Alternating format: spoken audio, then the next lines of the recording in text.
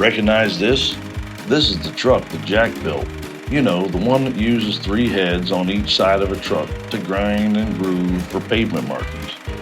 The truck has changed very little in 30 plus years. Jack was a smart man using the latest technology of his day. Jack's trucks even have 2 up-down switches for each head so that when Bill feels that the cut is too deep on one side or the other, Bill has the ability to guess which of the 3 heads might be the culprit and fix it. Well, at least try. The longer Bill holds down on that there switch, the further the cylinder moves. When Bill hears the next depth call-outs from Ralph, Bill hopes that they are better than the last call-outs. Hoping and guessing while pushing switches is exhausting, but it's the best truck Jack ever built, and Bill is proud to do good work with Jack's truck. Recognize this? This is one of the heads on the truck that Jack built. The heads are well hung, but hung high. Jack's heads do not hang level. The high pivot point and uneven weight on the heads requires a fix. Otherwise, the heads will not cut an even groove when lifting and lowering between cuts. The high pivot point means the wheels even come off the ground when the truck goes around a curve. Recognize these? These are the fix for the above crooked hanging, well-hung heads. 6 airbags, 6 more things for Bill to monitor, control, and fix. Bill likes the work though, so he's happy for the bags. Recognize him? That there's Ralph. You know, the guy that runs alongside the truck all night long and measures each side of a groove to tell Bill how deep it is on each side of that there cut. Don't feel sorry for Ralph though. Ralph is saving money. He canceled his gym membership and he can eat whatever he wants to eat whenever he wants to eat it. Ralph has been getting some hot dates since he's gotten in such shape. When Ralph calls out his numbers, Ralph hopes that Bill's hopes are realized and the cut eventually gets dialed in. Recognize him? Right there is Bill. Ralph is riding for now in the background.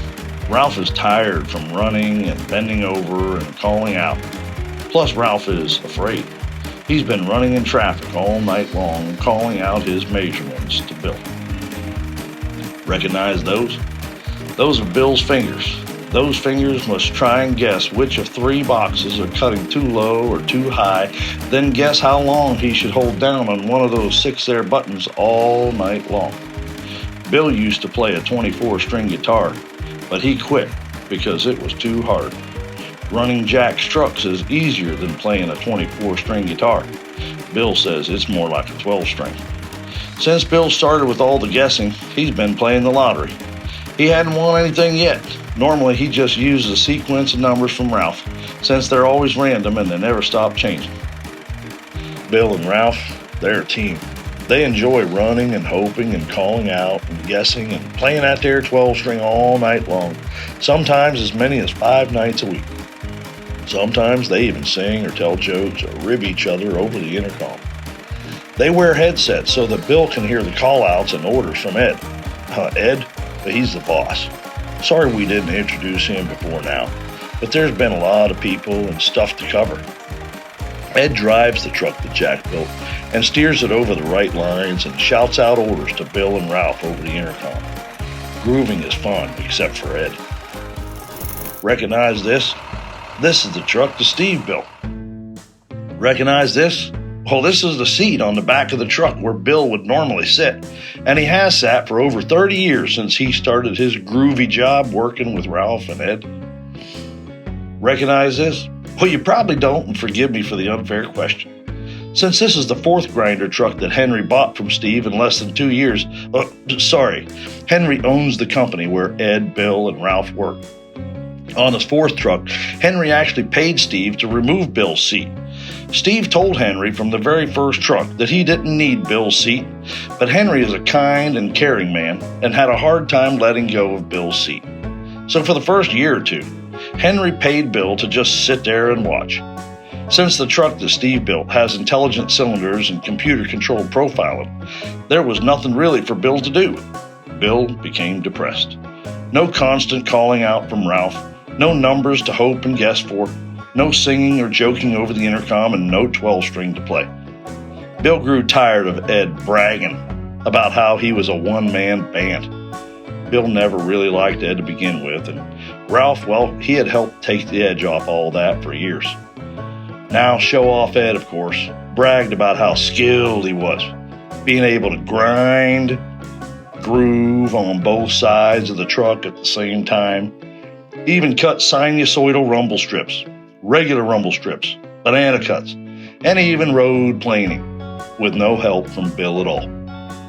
Ed claimed it was like playing a 50-string guitar. But Bill, he's no dummy. He knew it had something much more to do with the truck that Steve built. In Bill's lostness, he began to hope for a new dream to come true. He began to hope for Ed's job, and soon he got it.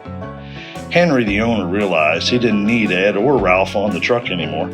He needed Ed in the office to keep up with all the increased billing and paperwork associated with the increased productivity. Bill misses Ralph and Ed, but with time and margin to think while he works, he's begun dreaming up a special surgical device to castrate mosquitoes.